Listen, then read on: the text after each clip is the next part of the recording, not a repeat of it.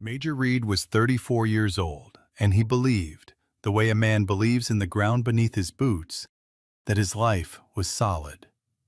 He had 62 acres of delta soil outside Greenwood, Mississippi, the same land his grandfather had broken his back over for 40 years. The same flat, dark earth that flooded in spring and baked in August, and somehow, season after season, gave back more than it took. He had a farmhouse with a porch that needed painting. He had a wife named Zola who still turned heads when she walked into a room. He had rough hands and a quiet belief that if a man worked hard enough and built something real enough, the people he loved would understand why.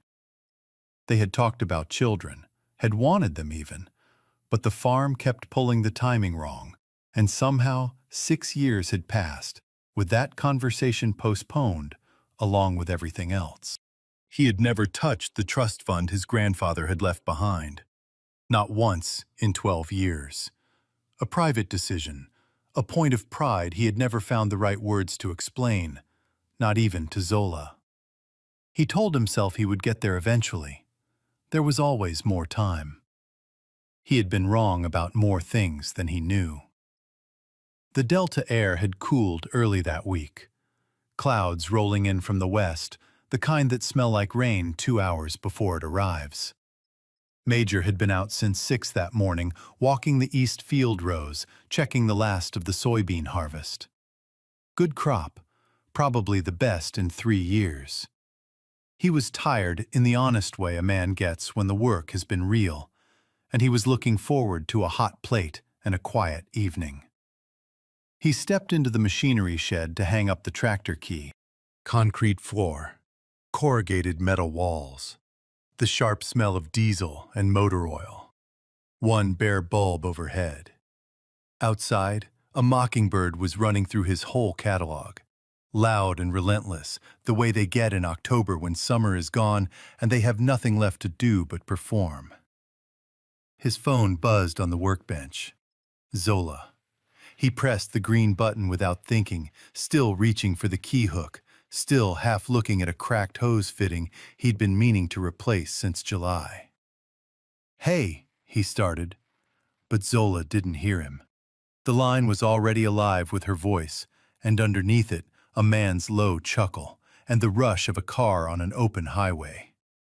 Major went still. 8 months now, Zola was saying. 8 months, and I still feel like I can breathe around you. That's not nothing, Darius. Darius said something low that Major couldn't catch. Zola laughed. Not the laugh Major knew. This one was loose and unguarded. The laugh of a woman who had stopped performing entirely.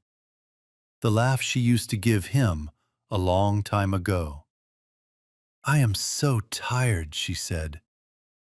"Tired of that farm. Tired of the sameness. Major is kind, I'll give him that. He works like a mule. But a mule doesn't make you feel alive. All he knows is land. I could disappear into one of those fields and he wouldn't notice until harvest." A pause, then quieter. "I keep telling myself there was a point when I tried to reach him. Maybe 3 years ago. I laid it all out. I said I was drowning." He nodded and went back to the seed catalog. "After that, I just stopped trying." Major did not move. He was standing in the center of the shed, one hand still half extended toward the pegboard. The cold that moved through him was not anger. It was recognition. The slow, terrible recognition of a man hearing someone describe a conversation he has no memory of, because he hadn't been present enough to remember it. He set the tractor key on the workbench, gently. He pressed the record button on his phone. He listened for 11 more minutes. She talked about Greenwood like a sentence she was serving. She talked about the farm like something she had survived. And once, only once, but clearly, she said, "I know I went about this the wrong way, but I didn't have any other way left." When the call ended, she hung up mid-laugh, the line going dead without ceremony. Major stood in the silence. The mockingbird had stopped. Out on the county road, a truck swept its headlights once across the shed window and disappeared. He sent a text to his brother Jamal. 3 words, "Call me tonight." Then he washed his hands at the utility sink, the dirt going gray into the drain, and walked back to the farmhouse. He sat at the kitchen table. Zola set a plate in front of him. She asked about the harvest yield. He answered. She talked about the church potluck. He nodded. She looked pretty and tired and completely at ease. He did not tell her what he'd heard. Not yet. Because Major Reed was not a man who acted while he was still bleeding. He needed to be certain before he moved. So he waited until Zola went down the hall, then picked up the tablet they shared for farm records and opened the browser. Something cold and practical moved through him. The same instinct that tells a farmer to check the radar before trusting a clear sky. He scrolled. What he found would not just break his heart a second time. It would tell him exactly how long his marriage had already been over. The first browser search was dated 10 months ago, 2 full months before Zola said Darius had entered the picture. Understanding why she searched before she found him is the key to everything that followed. The search history went back 10 months. Divorce lawyers, Mississippi Delta, 10 months ago. How to protect assets before divorce, 9.5 months ago. Separate property, Mississippi law, 9 months ago. How long does divorce take in Mississippi? 8 months ago. Major sat down at the kitchen table. Outside, the rain arrived at last, soft and steady against the tin roof. He did the math, slowly, the way he did most things. The earliest search predated Darius by 2 months. She hadn't found someone new and gone looking for a way out. She had already been looking, and then found someone willing to walk into it with her. He sat with that, not with anger, with the effort of trying to understand it honestly. Because what he eventually recognized was this. The browser history was not the plan of a woman plotting against her husband. It was the act of a woman who had already quietly given up. She had said it herself on that call. I tried to reach him once. He went back to the seed catalog. After that, I stopped trying. The planning hadn't caused the breakdown. The giving up had. And the giving up had happened long before any browser search. In the space of all the evenings Major came home and talked about the crop instead of asking how she was. That did not make what she did acceptable, but it made it, finally, comprehensible. He closed the tablet, set it back between the fruit bowl and the radio, went to bed, did not sleep. He lay in the dark running through what he knew, what he could prove, and what he needed next. Confronting Zola tonight would produce tears and denials, and a warning that gave her time to move more money. Waiting would produce evidence, a real case, his farm protected. He chose to wait, not because he was cold, because he was careful. The next morning, while Zola drove into Greenwood, Major made 2 calls. First, Simone Ellis, an attorney out of Jackson, sharp, composed, the kind of woman who listens without interrupting and has already formed 3 conclusions before you finish your first sentence. He'd met her at a farm credit seminar in Ridgeland 2 years back. He played her the recording over the phone. She was quiet through all 11 minutes. "Come to Jackson this week," she said. "Bring the tablet." A pause. "The recording is legally complicated, Major. You weren't a party to that call, which matters in court. But it tells me exactly where to look. What I find when I look, that becomes the case." Second call, Jamal, up in Clarksdale. "I need you to know what's happening, and I need you to not tell Mama yet." "How long you been carrying this?" "Since last night." "I'll come down Saturday," Jamal said. And he did. Drove down without being asked, stayed through the following week, got up at 5 and worked the North Field alongside Major without needing an explanation. Sometimes the best thing a brother can do is just show up in the same field. 3 days later, in Simone's office on Rowan Street in Jackson, glass desk, floor-to-ceiling law books, a small silver clock ticking on the shelf behind her, she laid out what she'd found. Someone has been moving money from your joint checking account for 9 months. Small amounts, structured to look like household expenses. She turned the laptop to face him. Added together, $38,400. I didn't see it, Major said. You wouldn't have. You hired a part-time bookkeeper in January to manage the operational account during harvest season. You stopped reviewing the household account daily. The transfers were routed specifically through that account, I think because she knew your attention was elsewhere. He stared at the screen. His grandfather's money had seeded that account. 6 years of harvests had kept it healthy. One transfer is a deposit on a furnished apartment in Jackson, Simone said. Another went directly to a personal account registered to Darius Crawford. She wasn't just planning to leave you. She was paying someone to build her the next life. What do we do? We document everything, and we don't move until the right moment. She looked at him steadily. Can you go home tonight and act completely normal? He thought about the kitchen table, the harvest yield question, the church potluck, passing the salt. Yes, he said, I can do that. It was Gloria who complicated everything and clarified it at the same time. She called on a Thursday evening. Something in her voice made Major pull over on the county road and sit with the engine idling. Your lights have been off before 8 every night this week, Gloria said, and Zola's car wasn't in that driveway Thursday morning when I drove past. A pause. I'm not asking you to explain, but I have something I should have told you a long time ago.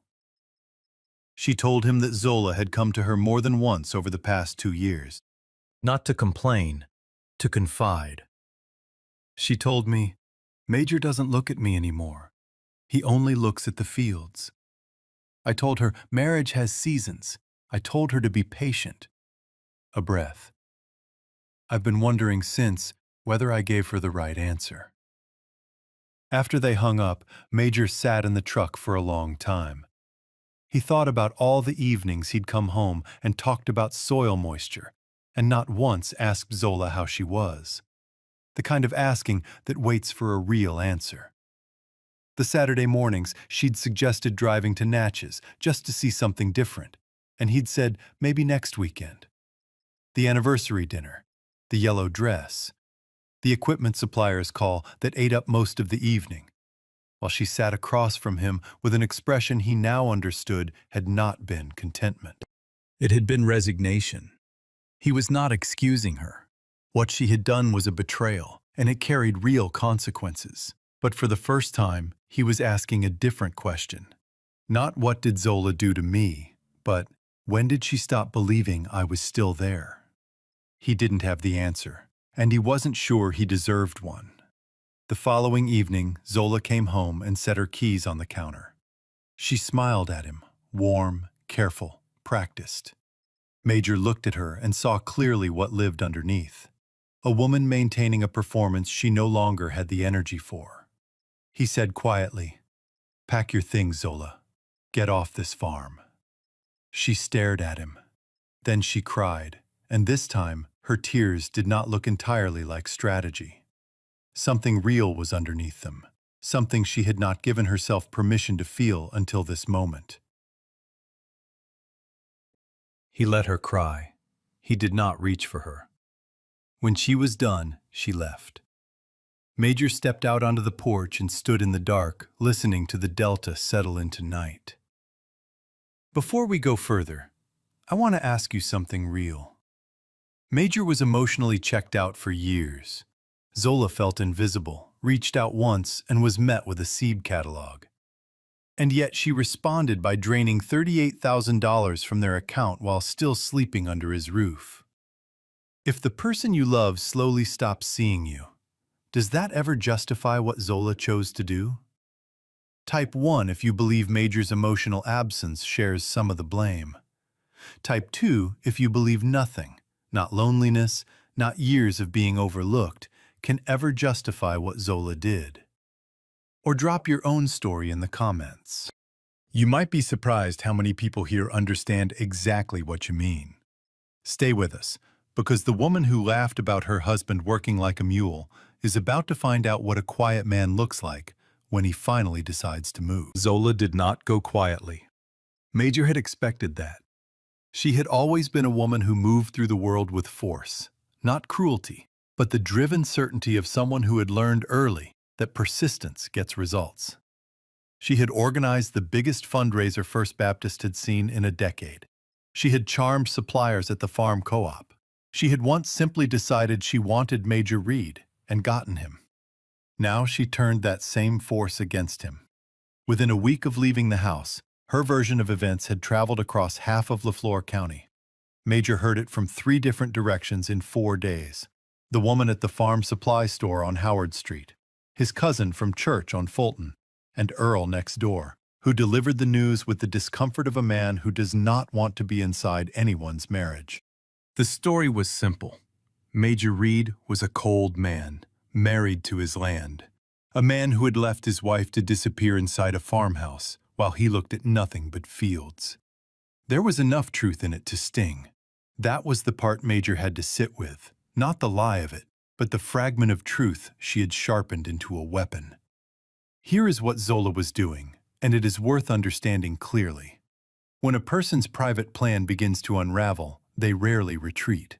They escalate, because retreat means facing the full weight of what they've done, and that is too much to carry alone. So the stage moves outward, into the neighborhood, the church, anywhere an audience can substitute for the one person who is no longer listening. Zola went public not because she was calculating coldly. She went public because she was frightened. An audience demands a story, and once you give them one, you have to keep living inside it.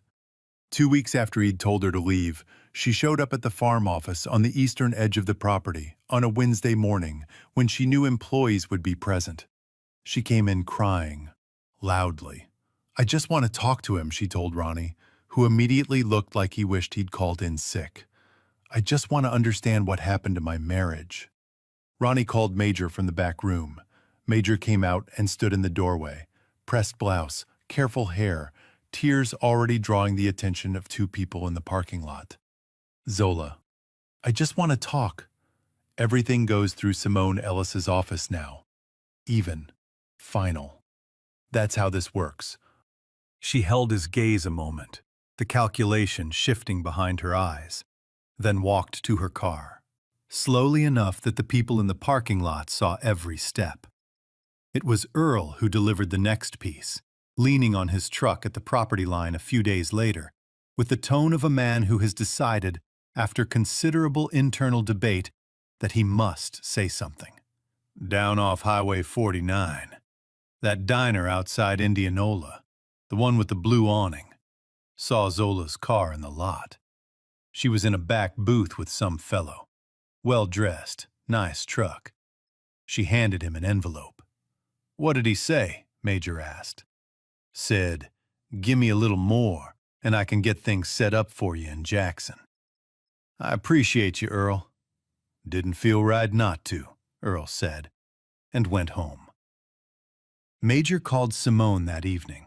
"That lines up with what I've already traced," she said. "Last 2 transfers. One is a deposit on an apartment in Jackson. One went directly into Darius Crawford's personal account." A pause. "I've also filed a motion to freeze the joint account pending proceedings. No more transfers are possible." She let that land for a moment. Within 48 hours of the freeze, the transfers stopped. Within a week of the transfers stopping, Darius stopped returning her calls. Major looked at the October sky through the window, pink and orange above the flat Delta horizon. "He wasn't with her because he loved her," Major said. "He was with her because she had access to your money," Simone said. "Once that ended, so did he." This is worth naming plainly. Darius had identified a woman in real pain with real access to money. and he gave her his complete attention. Not because he meant it, but because attention was the cheapest and most effective currency available. She had mistaken a transaction for a relationship. The envelope crossing the table in that diner was proof of exactly that. Zola had risked everything for a man who was running his own exit plan. She just hadn't known it until the money was gone. She filed for emergency spousal support, Simone added. Claims abandonment and financial hardship. Claims abandonment, Major said. Hearing is Thursday morning. On Thursday, Simone presented 9 months of documented transfers, traced account destinations, and the browser search history to the court. The financial picture was unambiguous. A spouse who had been systematically moving marital assets to a third party while claiming hardship. The judge reviewed the filings, asked Zola's attorney 2 questions, denied the request. Zola sat at the plaintiff's table very still. Major did not look at her. That evening, his phone buzzed. Darius is leaving me. I don't have anyone anymore. I'm sorry. I want to come home. Major read it, set the phone face down on the workbench, sat in the machinery shed for a while. Same bare bulb, same diesel smell. He thought about the word home. He thought about what it had meant to each of them and whether it had ever, at the same time, meant the same thing. He didn't text back, but he didn't delete it either. What he felt was not triumph. It was closer to grief. The grief of watching something that might once have gone differently go the only way it was ever going to go, given the choices both of them had made. He turned off the light and went inside. Zola had lost the hearing, lost Darius, and lost the public sympathy she had worked so hard to build. She thought the worst was over. She had no idea the person who had truly ended her plan was someone she trusted with everything, and that she was about to come tell him herself. She came on a Thursday afternoon in November, the sky low and gray the way Delta skies get when winter is finally making up its mind about arriving. No text ahead of time, no call, just her silver sedan in the driveway when Major came in from the north field. The same car she'd driven since the year they married, with the dent in the rear bumper from a Vicksburg parking lot she'd always meant to deal with and never did. He stood beside his truck for a moment, dust from the field road settling around his boots. Then he went inside. Zola was at the kitchen table, not crying, sitting with both hands wrapped around a mug she must have made herself because the coffee was fresh. She had worn a soft gray blouse, hair pulled back simply, no staging in it, and that absence was the first thing he noticed. The performance was gone. What was left in its place was a woman who looked tired in a way that had nothing to do with the case, or the court hearing, or Darius. She looked tired the way a person does when they have finally stopped running from something and turned to face it. "I'm not here to fight you," she said. He sat across from her. "All right. I know what Simone has. The case is done." A pause. "I know that." "Then what are you here for?" She looked at the mug for a moment. Then she looked up. "I needed you to hear me say it, not through lawyers, not in a courtroom. That I was wrong." She held his gaze. "Not wrong because I got caught. Wrong. I sat in that courtroom and listened to my own voice, my own laugh, talking about you like you were something to complain about, like you were scenery. And I need you to know that I heard it the same way you must have heard it, standing in that shed." Major said nothing. "I got lost," she said. "I had been so lonely for so long, and Darius told me things I needed to hear, and I knew what I was doing wasn't right. Some part of me always knew, but stopping felt like admitting I had wasted years of my life. So I kept going." She looked at her hands. "I didn't know how to stop." "You emptied our account, Zola," Major said. His voice was level, not cold, just accurate. The way a man speaks when he has decided that honesty is more useful than anger. Being lonely and moving $38,000 are two different things. I know, she said, and she did not argue. Then, after a moment, did Simone tell you how she got the recording of me and Darius? She told me someone sent it to her, Major said. Zola nodded slowly. I was at my apartment.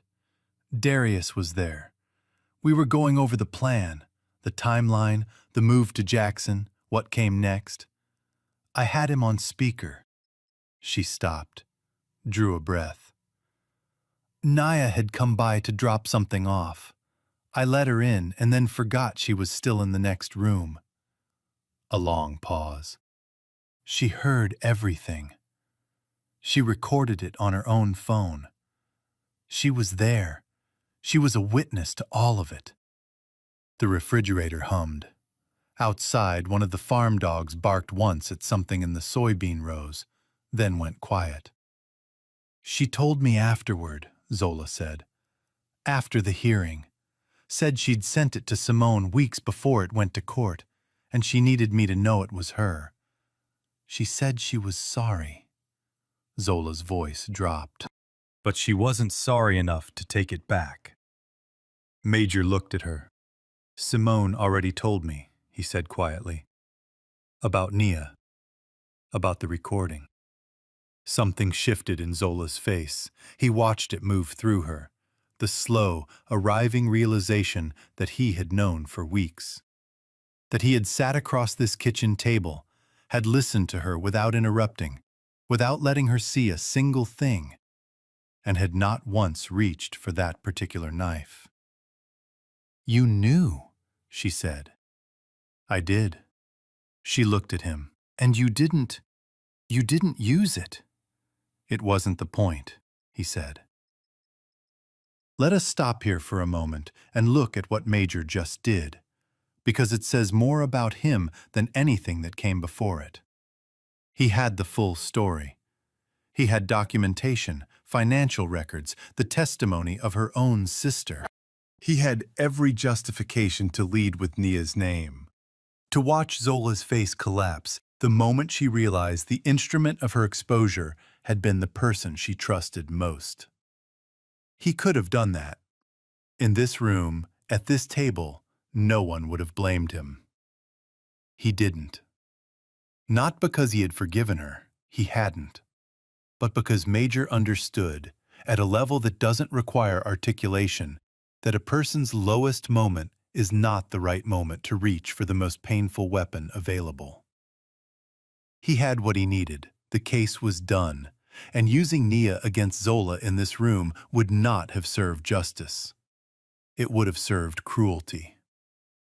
Justice and cruelty are not the same thing.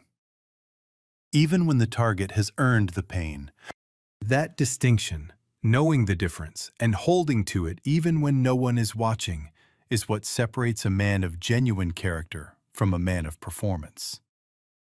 My own sister, Zola said, and her voice had gone very quiet. She told me she did it because she was trying to protect me from myself. That she'd rather I hate her than watch me destroy my life. She shook her head slowly. She's always loved you, you know. Not like, just, as a brother. She said you were the right kind of man. Even when I was telling her you weren't enough. Her voice dropped further. Even then. Major looked at her for a long moment. Then he said, and there was no anger in it, no performance, just the plain truth of a man who has finally stopped needing a shield between himself and what is real. You don't have to pretend anymore, Zola. You're really tired, aren't you? It wasn't a question. Something in her gave way. Not loudly, the way a structure gives way when the last beam finally shifts. A slow interior collapse that only becomes visible once it is already done. She bent forward over the table and cried. And it was nothing like the farm office, or the church parking lot, or the plaintiff's table. This was the grief that had been waiting behind all of those performances. The grief of a woman who had been outrunning herself for a year and had finally, simply, run out of road. She cried for a long time. Major sat across from her and let her. He did not reach for her hand. He did not tell her it was going to be all right, because he didn't know if it was, and he had never been a man who would say something he couldn't stand behind. But he stayed. He stayed and bore witness, not to forgive, not to condemn, but because she was a human being in genuine pain, and he was still capable of recognizing that. Even now. Even after all of it. That is not weakness. That is not love either. Not anymore. It is something quieter and more durable than either. The decency of a man who does not need to watch someone suffer in order to feel that things have been made right. When the crying slowed, she straightened and pressed the back of her hand against her eyes. She looked across the table at him, at the man she had called a mule, had underestimated, had tried to leave, and found that he was still there. Not reaching toward her, not turning away, just present, quiet, real. He walked her to the door. She stood by the sedan in the gray November light, and in that moment she looked, somehow, like the young woman he had married, before the years had quietly rearranged everything between them. "I'm sorry, Major," she said, "for all of it." He nodded once. "I know you are." She got in the car. The taillights disappeared down the county road. The dust settled. Major went back inside, sat at the table, and wrapped his hands around her coffee mug, still warm. He sat in the quiet kitchen and held, at the same time, two things that were both entirely true and did not cancel each other out. She had betrayed him deliberately, over months, with planning and deception. And she had been genuinely lonely, in a genuinely empty way, for longer than either of them had ever said out loud. He was not going to use the second to excuse the first. But he was no longer willing to pretend the second didn't exist. That was new. It cost him something to hold it. He held it anyway. The divorce papers were already being drawn up, but Simone Ellis had one more thing to show him. And it was going to be the hardest thing he had read since the night he first opened that browser history. Because this time, what it revealed was not about Zola. It was about him. The divorce was finalized on a gray Wednesday in December. Same LaFleur County Courthouse where Major had applied for his first farm operating loan 11 years ago, back when he was 23, and trying not to let the loan officers see how nervous he was. The building smelled the same. Old wood, radiator heat, and something faintly institutional that courthouses and schools share. The smell of decisions being made in rooms that were built to outlast the people making them. Major sat at one table with Simone beside him. Zola sat across the room with her attorney, a measured man from Greenwood, who carried the professional composure of someone seeing a case through to its end, regardless of what he privately thought of its merits. The judge reviewed the terms. Given the documented financial transfers and the established pattern of asset concealment over 9 months, Zola received a modest share of the marital assets. The farm stayed with Major. The equipment, the contracts, all 62 acres of Delta bottomland, his. Zola signed without speaking. Major signed without speaking. They did not look at each other when it was done. In the hallway, Simone shook his hand. "It's over." He nodded, thanked her, walked out into the cold December air and stood for a moment on the courthouse steps, looking at Howard Street. A woman was walking a small dog on the sidewalk below, the dog investigating every crack in the concrete with the total, focused devotion of a creature for whom the present moment is the only moment that exists. Major breathed in. The air smelled like winter, Delta mud, and someone's wood stove burning a few blocks over. He got in his truck, and drove home. January became February. February became March. He still woke at 5, still worked the fields, still came home with dirty hands and a quiet mind. But the grinding, obsessive quality was gone. That particular pressure he had been living under for so long, he had stopped knowing it was there. The feeling that if he slowed down for even an hour, something essential would fall apart. It had lifted somewhere between December and February, so gradually he couldn't name the day it happened. He started calling his mother on Sunday evenings without needing a reason. One Saturday in February, he drove to Natchez, 4 hours round trip, no agenda, just to sit on the bluff above the Mississippi and eat a plate of catfish and let his eyes rest on something that was not a field he was responsible for. He texted Jamal a photo of the river in the last of the afternoon light.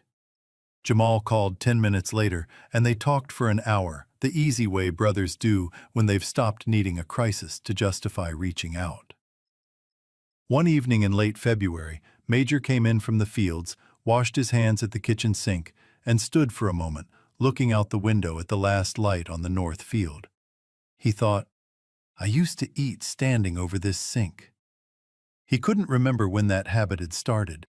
He couldn't remember the last time he had simply sat at his own table and had a quiet meal without his mind already in tomorrow's work. He sat down. He ate his supper. It was a small thing, but it was also, in its own way, not small at all. It was Simone who called in March, not about the case was done, about something Nia had sent her. She found it while she was going through her old messages, Simone said. After the divorce was final, she was deleting things from the past year, trying to clear some of it out. She found a text Zola had sent her 4 months before the hearing, and had saved without really meaning to. A pause. She forwarded it to me because she felt you deserved to see the full picture. She said it wasn't a legal matter anymore. It was just a human one. He drove to Jackson the following Tuesday. Simone's office, the same glass desk, the same law books, the same small silver clock. She turned her phone to face him across the desk. He leaned forward and read. "I'm thinking about stopping the whole thing. The plan, Darius, all of it. I look at Major sometimes when he doesn't know I'm watching, and I think, that's still the man I married. He doesn't look at me anymore, but maybe I stopped showing him I was there too. I'm so tired. Tell me what to do." Major sat back. He read it a second time. "She was going to stop," he said. "She was seriously considering it," Simone said carefully. "Nia urged her to. Zola went quiet for a few days, and then she made another transfer to Darius's account." The clock ticked on the shelf behind Simone. Major tried to locate himself in that window of time, early October, the harvest at its most demanding. Rolling fork for a parts order, before sunrise, after dark, the days bleeding into each other. He could not recall a specific moment when Zola had moved toward him during those particular days. He could not say with certainty that she hadn't either, that she hadn't tried, in some quiet or indirect way, and found no one there to receive it. That uncertainty sat in his chest like a stone that would not shift. Here is what that text reveals, and it matters not as an excuse for Zola, but as the honest, complete picture of how a marriage can end without either person ever intending it. Zola had one real window of reconsideration. One moment when she was looking at her husband and remembering who he had been to her. In that window, two things would have needed to happen simultaneously. She would have needed to reach toward him, and he would have needed to be reachable. We cannot know with certainty whether she reached. We know with certainty that he was not present in those days in any way that would have made reaching feel possible. This is not the same as saying Major caused the betrayal. He did not. Zola made choices, deliberate, sustained, expensive choices that were entirely her own. But there is a difference between being the cause of a crisis and being a contributing condition to one. Major had not been cruel. He had been absent.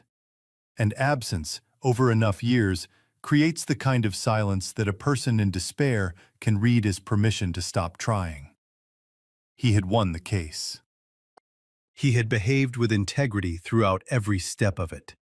He had not done a single legally or morally wrong thing.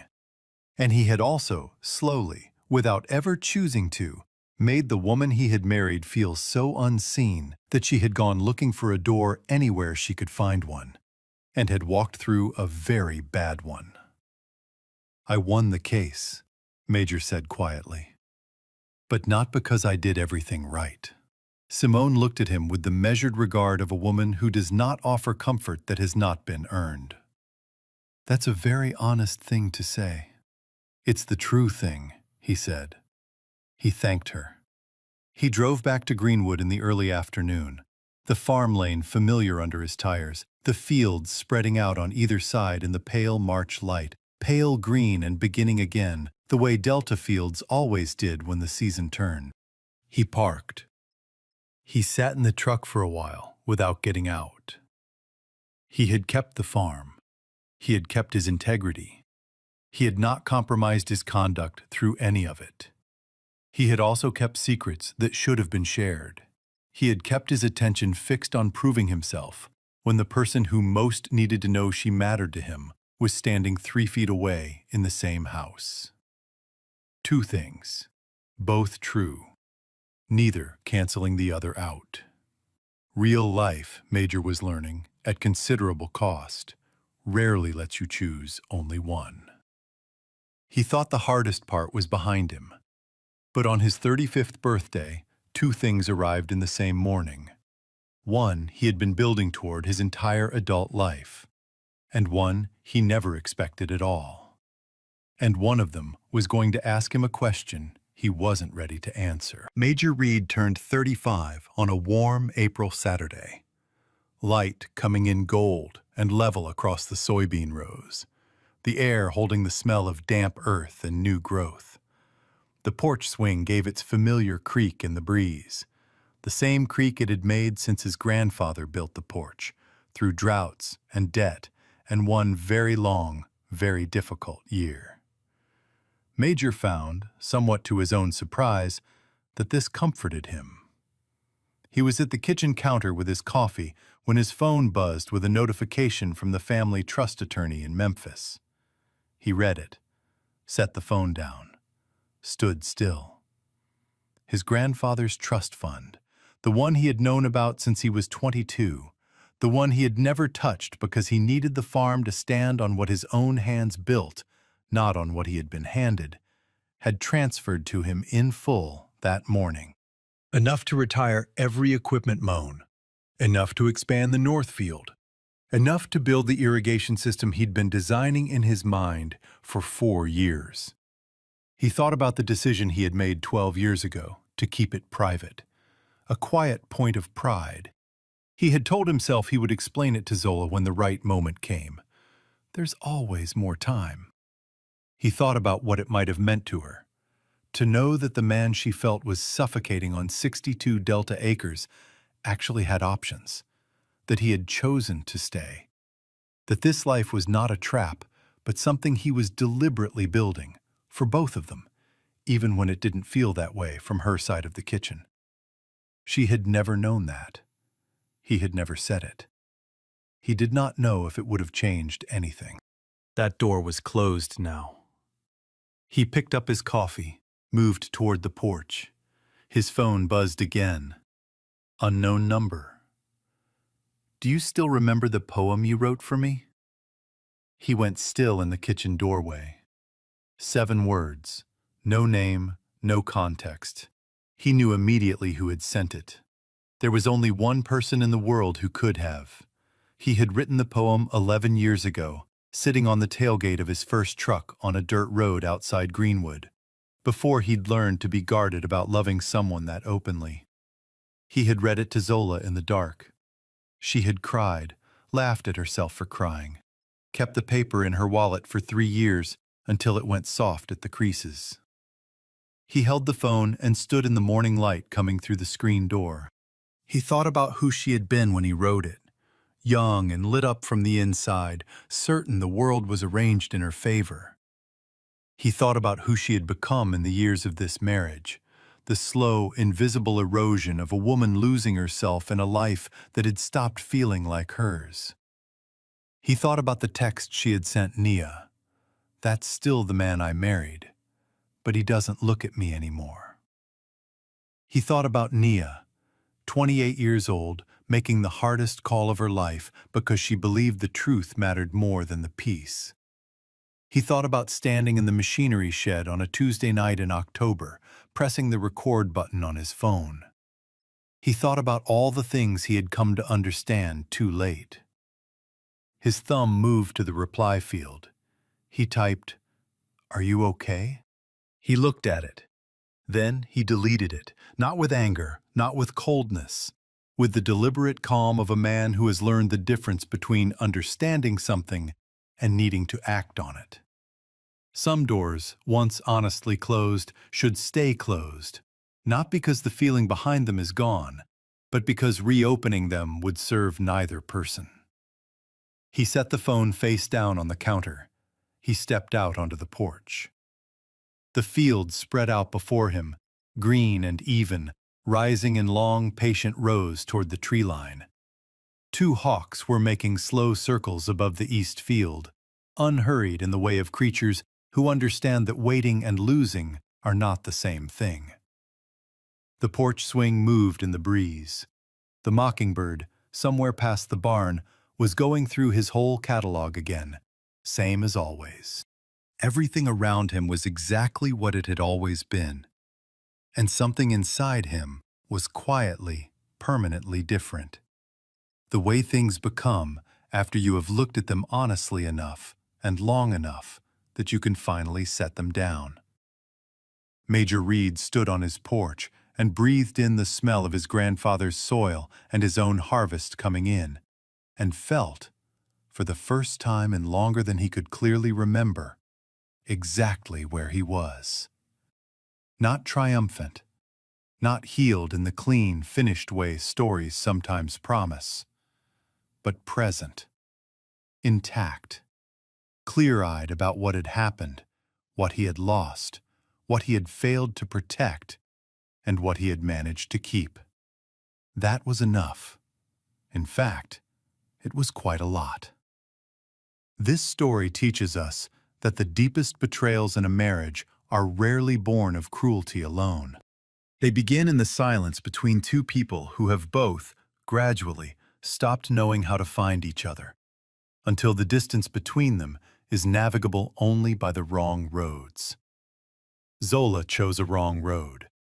There is no softening that. What she did, the deception, the money, the year of quiet planning, was a genuine betrayal that carried genuine consequences. But Major's part in this story is not only where he was wronged. It is also the years when he was simply not present to the person he had promised to love. Not absent in a dramatic way, in the ordinary, good intentions way that is far more common in long marriages than any of us want to admit. Love is not something you finish building and step back from. It is something you tend, daily, imperfectly, with the same attention you give to the work that makes you feel worthy of your own life. The work is not enough on its own. The love is not enough on its own. It has to be both, at the same time, without one consuming the other. Major Reed learned that. Too late for his marriage, not too late for his life. And that, not the court victory, not the farm, not the trust fund, is the only kind of justice that actually heals anything. Thank you for being here today. If this story reached something you recognize, share it with someone who might need to hear it. Every line in these emotional stories comes from real human insight and lived experience. AI was used only to enhance clarity and pacing, allowing deep lessons about kindness, systemic bias, and personal strength to resonate with a global audience. Production team: Story and screenplay by Quinn Fung. Character development and visual conceptualization by Chris Nguyen. Video scripting and scene adaptation by David Nguyen. A passionate team dedicated to bringing this story to life.